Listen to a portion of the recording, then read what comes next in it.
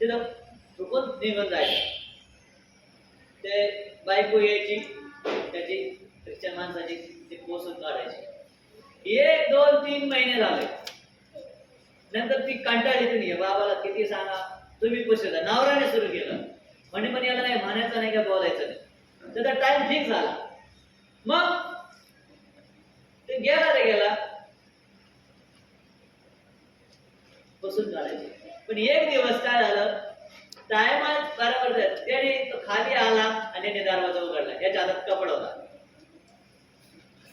ते विचार तोंडात ते भरलं असं दाबळ, त्याला बोलता येत नव्हतं. का करू नये आज थोडणे वाले पक्ष निघले आहे.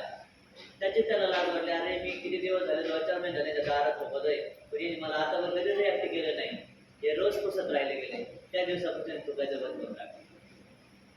जर कोणी तुमचा द्वेष करत असेल तर त्याला द्वेष नाही. जर कोणी तुमचा राग करत असेल तर राग नव्हे. रोमकराच्या पत्रामध्ये वाईटाने वाईटाला जिंकू नका तर बऱ्याने करू द्या तुमचा द्वेष. तुम्हाला नावं ठेवतील, खूप काय काय बोलतील. मला पण मी खूप सहन केलंय. आणि असं म्हणतात दगड आहे आपण, है ना. दगडाला जर देवपणे आणायचं असेल तर शनीचे गाव स्वचावं लागतील. शनी नाही, शब्दाचे गाव तर 100% स्वचावं लागतील. त्याच्यामुळे शत्रूवर सुद्धा काय करायला शिका. ते आपल्याकडे आशांत पालन करते ना, तुम्ही प्रेमाने असा एक स्माइल आहे छोटीशी, काय फरक पडत नाही. तर स्माइल येते काय फरक पडतो. हालेलुया. फक्त स्माइलच्या मागे पळू नका म्हणजे बस. हालेलुया. ओके, पुढे जाऊया आपण. तिसरी गोष्ट आहे. पहिलं काय आहे,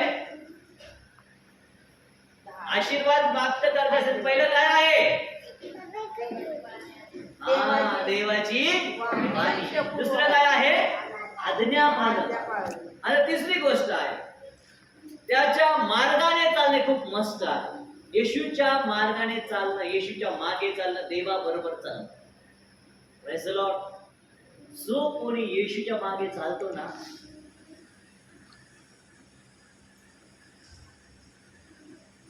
पवित्र शास्त्रामध्ये दिलेला आहे. स्तोत्र 16 आणि 11. स्तोत्र 16 आणि 11.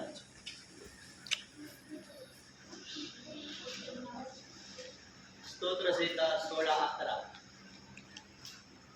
जीवनाचा मार्ग मला दाखव. तुझ्या सानिध्यात पूर्णानंद आहे. तुझ्या उजव्या हातात सोंगट्या सलोनीत आहेत. आमेन. हालेलुया. देवा तुझा मार्ग मला दाखव. आणि येशू म्हणतो मार्ग मीच आहे. बोला, मार्ग मीच आहे, सत्य मीच आहे, जीवन मीच आहे. जो कोणी माझ्या मागे येतो किंवा मला अनुसरतो तो अंधारात नव्हे तर praise the Lord. Praise the Lord. Hallelujah. त्याच्यामुळे तुम्ही आणि मी येशूला अनुसरलो आहोत, येशूच्या मागे मागे जात आहोत, येशूने दिलेल्या शिकवणीप्रमाणे आपण जीवन जगत आहोत. हालेलुया. आणि त्यामुळे आपण त्याचा मार्ग अवलंबला पाहिजे. त्याच्या